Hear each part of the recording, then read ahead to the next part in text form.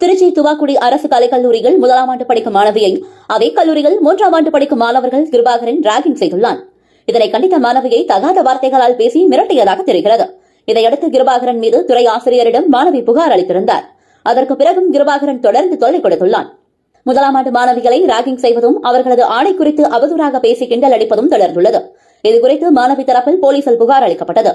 இந்த நிலையில் புதனன்று மதியம் மாணவி கேண்டீனில் இருந்தபோது கிருபாகரன் மற்றும் அவனது நண்பர்கள் 15 பேர் சேர்ந்து அவரை கடுமையாக தாக்கியுள்ளனர். செருப்பால் அடித்து அவமதித்துள்ளனர். இதில் மயக்கமடைந்த மாணவியை சக தோழிகள் மீட்டு ஹாஸ்பிட்டலில் சேர்த்தனர்.